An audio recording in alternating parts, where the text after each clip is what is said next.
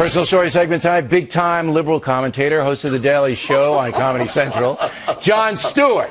As you may know, he has a new movie out called Rosewater, which we will discuss. But first, what the heck happened last week? Here's Stewart. What happened last week, Stewart? Before we get started, I have to take issue with something you said earlier in the program. Yeah.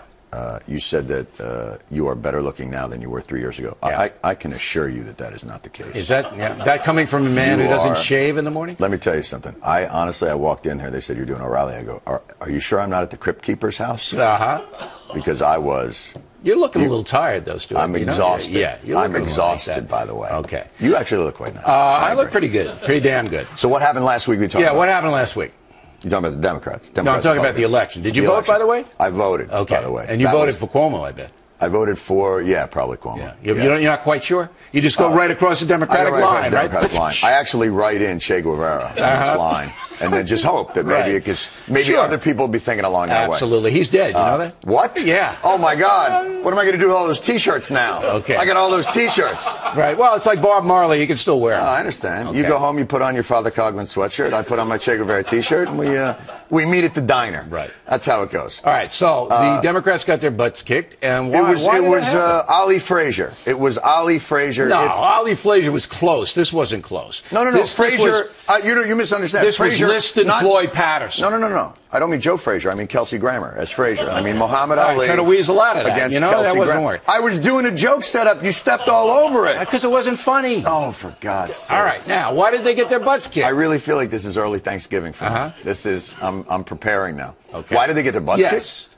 Because they curled up in a little ball and tried to make sure that nobody hit them too hard. I have no idea what they even ran on. The Democrats? Right. They ran on. Always run on. Here was they ran on. We don't like Obama either. I don't know who voted for him. We've got nothing to do with the guy. And why did they do that?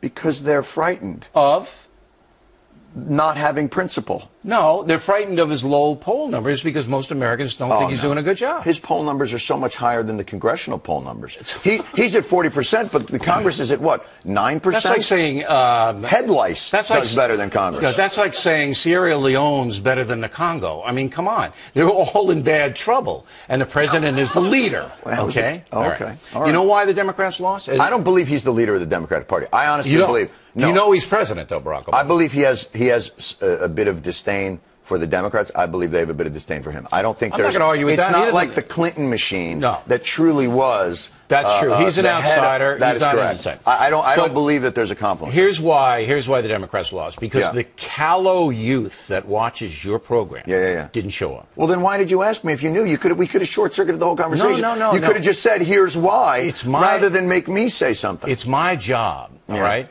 to make you look good. And I thought, mistakenly, that you might have some actual so you believe good opinion in your twisted, addled mind that you would ask me that question and I would say it's the callow youth that watch my show are the problem. Yeah, they didn't show up. All right, they didn't show up. You know why? Because marijuana is now legal in so many states.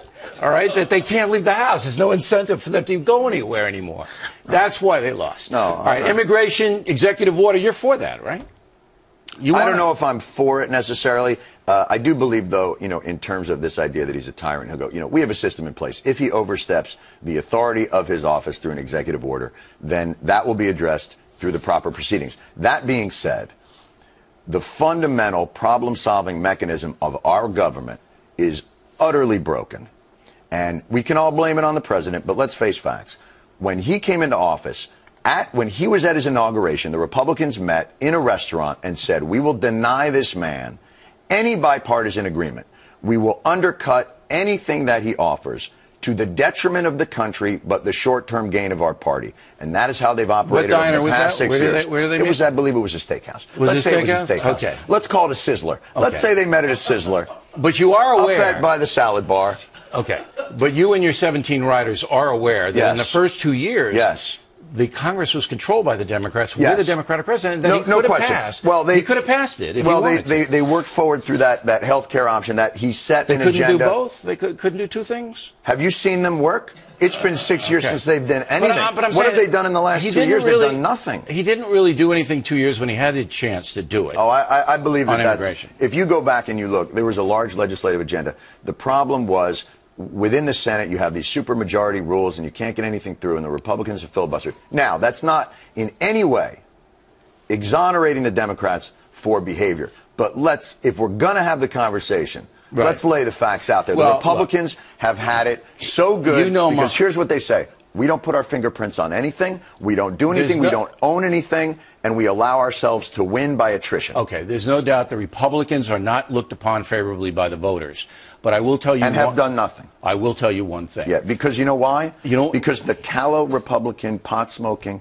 Oh, no, wait, that's my view. I'm sorry. Okay. I went to a different thing. I went to a different thing. Here's why, Steve. Yes. Okay, here's why. Yes. You basically cannot allow President Obama to keep people in this country who are undocumented.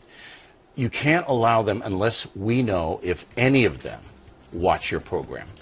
Okay? Because if any of them do, they must be deported immediately. I understand. So